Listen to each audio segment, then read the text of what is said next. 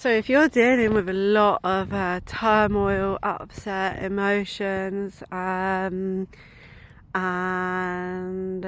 just feeling really overwhelmed, a really good visualization. Come on in, let's keep walking. No. Yeah, we can keep walking. No. Yeah. Oh, do you want? Okay, you want me to take it? Here, I'll take it. We keep walking now. Yeah. What about this, Sammy? Do you want this? Hold on to that for me. There you go. Good girl. A good visualization, if it feels too much, is or you can physically write this down.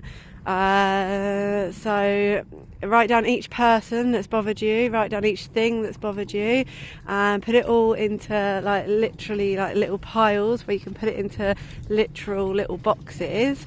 And when you have the time, but you have to create space and time. You can't just be like, I've got no time. You kind of have to do the work and create the time. Pop them into like a physical little box or a mental box. It's good to get it out of your head, to be fair. And then when you have some time and the capacity to deal with that, bring the box out, put it in front of you, and deal with the things that have upset you. And this could be right from childhood as well, so going into a meditative space whilst you do this.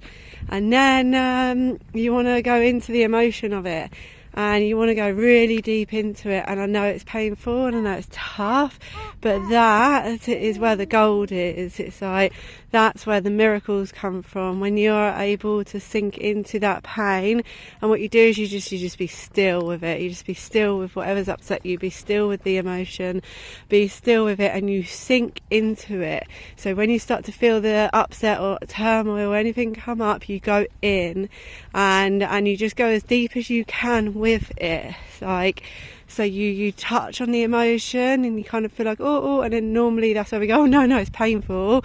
But that's where you want to sink into it just that little bit more, and feel it, because it's like we make ourselves numb by not feeling it. And that's where we don't know what to do. We get bored, like we feel unsatisfied, we feel dead inside, we feel numb, and that's because we've pushed it away.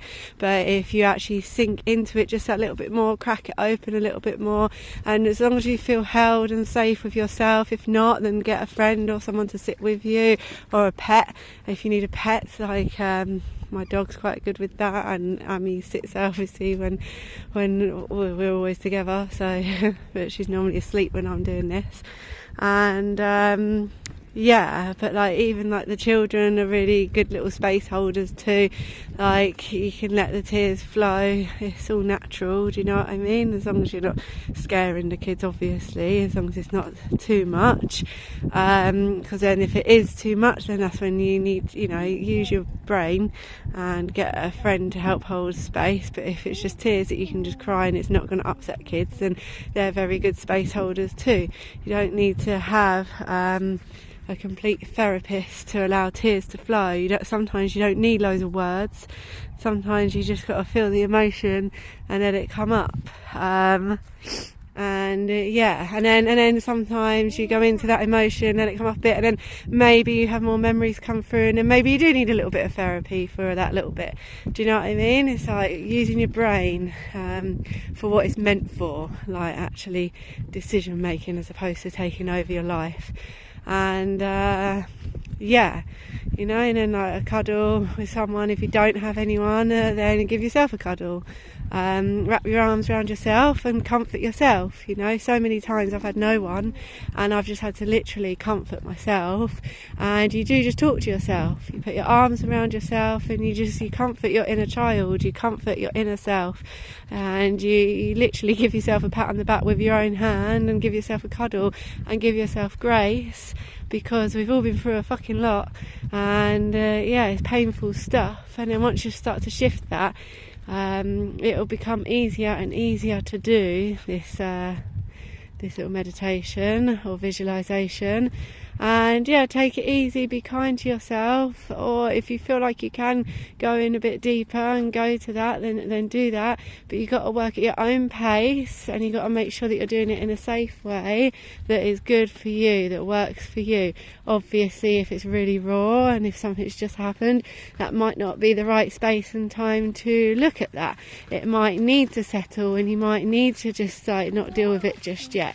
But if it's something from the past that you feel like it's coming up and you feel like you can look at that and you can feel it, do it all in whatever way works for you. There is no wrong or right way to like do all of this. It's your way, and the way that you, yourself, your psyche, your inner child, your body, it's the way that you can handle it. Everyone is completely different. Some people can handle a lot of shit on their own, some people need people there. Some people have been through a little bit more, some people have been through a little bit less, but pain is pain and trauma is trauma. So, you know, it all kind of sits there at the same vibration. But yeah, that's definitely a way to do it, trying to not run away from the pain, obviously in a safe way.